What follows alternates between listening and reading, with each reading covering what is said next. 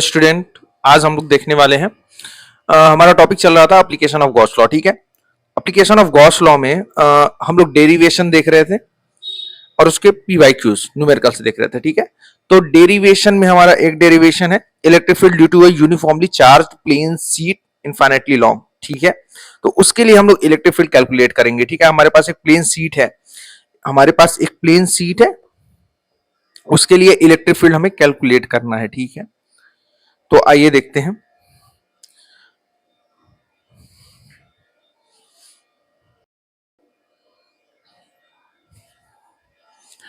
हमारा टॉपिक चल रहा था एप्लीकेशन ऑफ गॉस लॉ, तो हम लोग देखने वाले हैं लास्ट डेरिवेशन इसका। हम लोग किसके लिए इलेक्ट्रिक फील्ड देख चुके हैं? गॉस लॉ के अकॉर्डिंग यूनिफॉर्मली चार्ज्ड वायर के लिए। ठीक है, यूनिफॉर्मली चार्ज वायर के लिए इलेक्ट्रिक फील्ड देख चुके हैं। दूसरा हम लोग देख चुके हैं यूनिफॉर्मली चार्ज स्फीयर सेल के लिए देख चुके हैं। ठीक है, हॉलो स्फीयर या सेल, अगर वो हमारा कंडक्टिंग है या फिर नॉन कंडक्टिंग है, दोनों ही केस के लिए हम लोग इलेक्ट्रिक फील्ड कैलकुलेट कर चुके हैं, आउटसाइड सेल और इनसाइड सेल। ठीक है, क्लियर है कि नहीं? और सरफेस पे, सेल के सरफेस पे हम लोग इलेक्ट्रिक फील्ड कैलकुलेट कर चुके हैं। तो आज हमारा बचा हुआ है, लास्ट टॉपिक बचा है कि इलेक्ट्रिक फील्ड कैलकुलेट करेंगे प्लेन के लिए, प्लेन शीट के लिए। तो हम लोग यहां हेडिंग लिख लेते हैं, electric field due to uniformly charged infinitely plane sheet. ठीक है, मतलब ये बोल रहा है कि हमारे पास एक ये प्लेन शीट है इनफाइनाइटली लॉन्ग। ठीक है, इनफाइनाइटली लॉन्ग प्लेन शीट है और यूनिफॉर्मली चार्ज्ड है, यानी कि इस पे जो चार्ज है वो यूनिफॉर्मली डिस्ट्रीब्यूटेड है।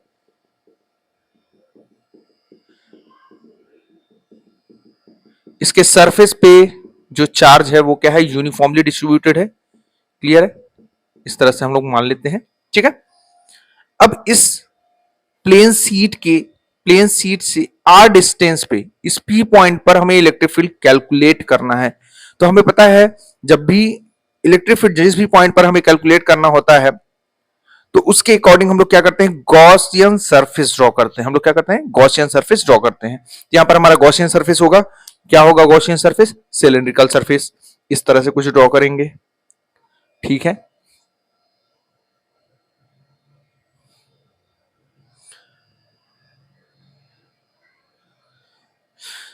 जितना इस साइड होगा उतना ही बैकवर्ड डायरेक्शन में भी होगा, इस साइड भी होगा।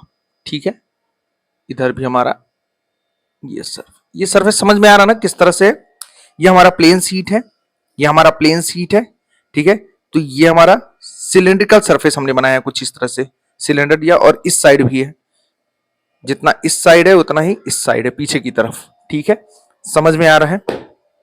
चलो, तो ये हो गया हमारा गॉसियन सरफेस। ये हमारा क्या है? Gaussian surface. Gaussian surface, clear है? अच्छा अच्छा, यहां अगर सिलेंड्रिकल सरफेस को देखा जाए तो यहां पे 3 सरफेस हैं। अब इन तीनों सरफेस के थ्रू इलेक्ट्रिक फ्लक्स हम लोग कैलकुलेट करेंगे, तभी इस गॉसियन सरफेस के थ्रू पास होने वाला जो फ्लक्स होगा वो हम कैलकुलेट कर पाएंगे। कितने सरफेस है? सरफेस 1, ये हो गया सरफेस 2, और ये हो गया हमारा सरफेस 3। सरफेस 1 ये वाला सरफेस है, ऐसे समझ लो, ये सिलेंडर है, ये सरफेस सरफेस 1, सरफेस 2 ये कर्व सरफेस, ये जो कर्व सरफेस है ये वाला, ये हो गया हमारा सरफेस 2, और ये हमारा सरफेस 3 हो गया। ठीक है, तो आज और नेट फ्लक्स यहां पर हम लोग कैलकुलेट करते हैं। नेट फ्लक्स क्या होगा? सरफेस 1 के थ्रू पास होने वाला जो फ्लक्स है उसको हम लोग φ1 से रिप्रेजेंट कर रहे हैं, सरफेस 2 के लिए φ2 और सरफेस 3 के लिए φ3। हमें पता है इंटीग्रेशन मेथड से हम लोग इस तरह से कैलकुलेट करें, integration vector E dot D a surface 1 के लिए क्लोज इंटीग्रल। ठीक है, plus close integral surface integral vector E dot D A plus surface integral surface 3 के लिए vector E dot D A. ठीक है, vector E dot D A. अब हम लोग क्या करेंगे, यहाँ पर डॉट प्रोडक्ट करेंगे। डॉट प्रोडक्ट में क्या होता है, ईडीए कॉस थीटा, ठीक है, इसको हम लोग एक्सपेंड कर देते हैं। तो ये हो जाएगा सरफेस 1 के लिए ईडीए कॉस थीटा 1 लिख देते हैं इसे, प्लस इंटीग्रल सरफेस 2 के लिए ईडीए कॉस थीटा 2, ठीक है, plus integral EDA cos theta 3 surface 3 के लिए, ठीक है। तो आ जाओ, ये थीटा 1 थीटा 2 थीटा 3 कैलकुलेट कर लेते हैं। थीटा 1 हमारा क्या है, इलेक्ट्रिक फील्ड और एरिया वेक्टर के बीच का एंगल है। थीटा 2 इलेक्ट्रिक फील्ड और एरिया वेक्टर के बीच का एंगल। थीटा 3 भी हमारा इलेक्ट्रिक फील्ड और उस सरफेस पे इलेक्ट्रिक फील्ड और एरिया वेक्टर के बीच का एंगल है, ठीक है, हमें पता है। तो सरफेस 1 पे आ जाओ। सरफेस 1 पे हम लोग देख लेते हैं। तो यहां पर हम लोग इलेक्ट्रिक फील्ड और एरिया वेक्टर के बीच एंगल देखेंगे। तो यहां पर छोटा सा एरिया हम लोग ले रहे हैं डी ए। एरिया वेक्टर इस डायरेक्शन में होगा हमेशा। एरिया वेक्टर क्या होगा, इस प्लेन के परपेंडिकुलर। अच्छा, ये हमारा क्या है, पॉजिटिवली चार्ज क्या है, प्लेन सीट है। इसके लिए इलेक्ट्रिक फील्ड क्या होगा, आउटवर्ड डायरेक्शन में, ठीक है, आउटवर्ड डायरेक्शन में, इससे इस डायरेक्शन में। तो इस डायरेक्शन में आएगा इलेक्ट्रिक फील्ड हमारा। इलेक्ट्रिक फील्ड और एरिया वेक्टर के बीच एंगल कितना है, थीटा 1 हमारा आ गया 0 डिग्री, दोनों सेम डायरेक्शन में। अच्छा, सरफेस 2 के लिए देख लो, यहां पर छोटा सा एरिया ले लिया, ठीक है, और इसके लिए एरिया वेक्टर क्या होगा, इसके प्लेन के परपेंडिकुलर ऊपर की तरफ आएगा, इस डायरेक्शन में, प्लेन के परपेंडिकुलर। ये हमारा सरफेस है, इस पे छोटा सा एरिया, इसके लिए एरिया वेक्टर क्या होगा, इसके परपेंडिकुलर, इस डायरेक्शन में। तो इस डायरेक्शन में डीए आएगा। और इलेक्ट्रिक फील्ड क्या होगा, इस डायरेक्शन में है कि नहीं, प्लेन के परपेंडिकुलर इस डायरेक्शन में। तो दोनों के बीच एंगल 90 डिग्री। तो थीटा 2 हमारा आ गया 90 डिग्री, थीटा 2, ठीक है। थीटा 3 भी कैलकुलेट कर लेते हैं। यहां पर छोटा सा हम लोगों ने एरिया लिया। इस एरिया के लिए एरिया वेक्टर क्या होगा, इसके परपेंडिकुलर, इस डायरेक्शन में, आउटवर्ड डायरेक्शन में। ये होगा हमारा एरिया वेक्टर, ठीक है। अच्छा, इलेक्ट्रिक फील्ड क्या होगा, ये पॉजिटिव चार्ज है, तो इसके लिए आउटवर्ड डायरेक्शन में, अवे फ्रॉम द प्लेन, ठीक है, इस डायरेक्शन में हमारा इलेक्ट्रिक फील्ड होगा। दोनों के बीच एंगल कितना होगा, दोनों सेम डायरेक्शन में है, तो थीटा 3 भी हमारा आ गया 0 डिग्री। क्लियर है, यहां तक समझ में आया, बिल्कुल। अच्छा, ये जो हमारा फेस 1 का एरिया है, इसे हम लोग मान लेते हैं एरिया कितना है, ए, सरफेस एरिया ए है। अच्छा, फेस 3 इसका भी जो सरफेस एरिया है वो कितना है, ए है। ए हमारा क्या है, surface area of face 1 and 3, ठीक है, 1 एंड 3 का सरफेस एरिया। आ जाओ यहां पर, अब हम लोग कैलकुलेट करते हैं net flux. Net flux calculate कर लेते हैं। तो फाई नेट हमारा हो जाएगा ईडीए कॉस थीटा 1। तो इंटीग्रल ईडीए कॉस थीटा 1 कितना है, 0। तो कॉस 0, अच्छा डायरेक्ट लिख दें क्या, नहीं, चलो डायरेक्ट नहीं लिखते हैं, इसको पूरा इंटीग्रेट करके हम लोग करेंगे। सरफेस 2 के लिए ईडीए थीटा 2 कितना है, कॉस 90 डिग्री। समझ में आ रहा है कि नहीं, ठीक है। वीडियो को पॉज करके फिर से एक बार इसको रिवाइज करते चले जाइएगा। जहां पे भी नहीं समझ में आएगा, एक बार पॉज करके आप इसको एक बार रिवाइज करिएगा, तो आपको समझ में आएगा, ठीक है। क्लियर है, बार बार रिपीट करके देखिएगा वीडियो, और अच्छे से समझ में आएगा, ठीक है। और वीडियो को देखने के बाद एक बार ये डेरिवेशन खुद से करिएगा, ठीक है, तब हमारी एग्जाम की प्रिपरेशन होगी अच्छे से। क्लियर है, तो आइए देखते हैं यहां पर सरफेस 3 के लिए। सरफेस 3 के लिए ईडीए कॉस थीटा 3 कितना है हमारा, 0 डिग्री, कॉस 0 डिग्री, ठीक है, ठीक है।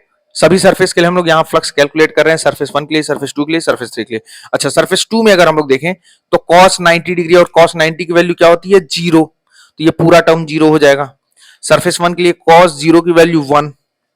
यहां पे भी cos, सरफेस 3 के लिए भी हमारा cos 0 की वैल्यू क्या आएगी, 1 आएगी, यानी कि सरफेस 1 और सरफेस 3 के लिए हमें फ्लक्स मिलेगा, सरफेस 2 के लिए फ्लक्स क्या होगा, 0 होगा, ठीक है। तो आइए कैलकुलेट कर लेते हैं।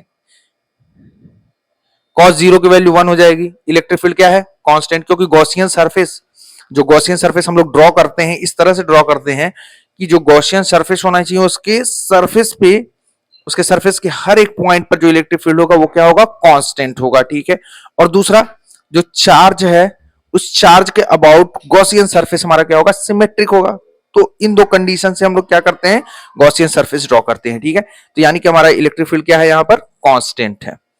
तो आइए, इलेक्ट्रिक फील्ड कांस्टेंट है, ये बाहर आ गया, integral D A cos zero की वैल्यू 1 सरफेस 1 के लिए, प्लस ये क्या हो गया जीरो, ये वाला टर्म जीरो हो गया, प्लस सरफेस 3 के लिए इलेक्ट्रिक फील्ड कांस्टेंट बाहर आ गया, सरफेस 3 डी ए।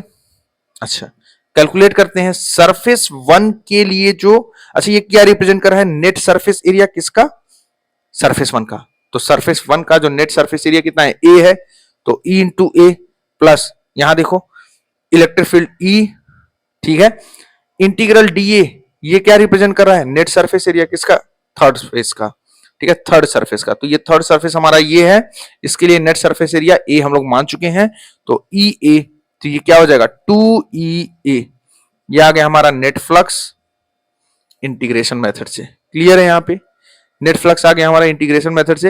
अब हम लोग कैलकुलेट करेंगे गॉस लॉ से नेट फ्लक्स, दोनों को इक्वेट करके इलेक्ट्रिक फील्ड कैलकुलेट करेंगे, ठीक है।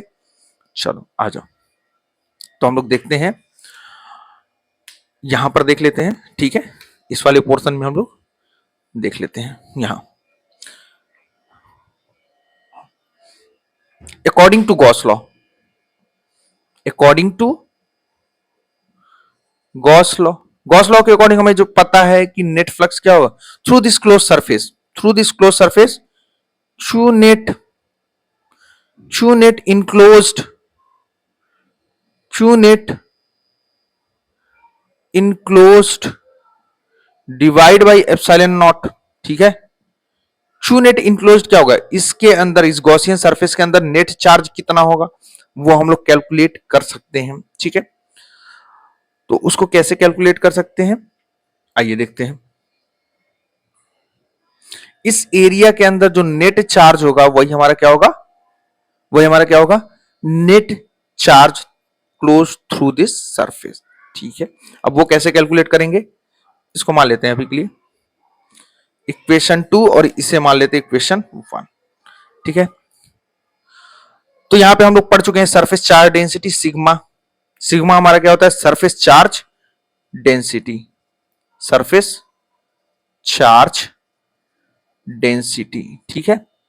सरफेस चार्ज डेंसिटी हमें यह बताता है कि 1 यूनिट सरफेस एरिया में, सरफेस एरिया के लिए जो चार्ज है वो सिग्मा है।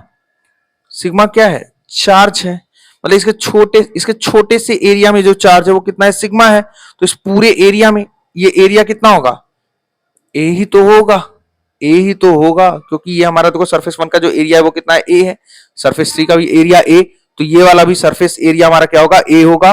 तो ए सरफेस एरिया के लिए जो चार्ज हो जाएगा ए इंटू सिग्मा, तो ये हो जाएगा हमारा चार्ज।